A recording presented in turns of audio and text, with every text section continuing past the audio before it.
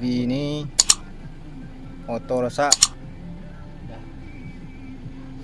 tak boleh naik, turun boleh, naik tak boleh. Tukar motor baru. Okey ya.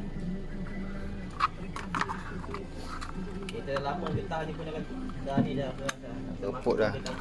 Dah getah satu set. Kalau nak pakai lama kena ganti satu set. Okey, siap. Tukar motor Denso punya ni. Okey, kita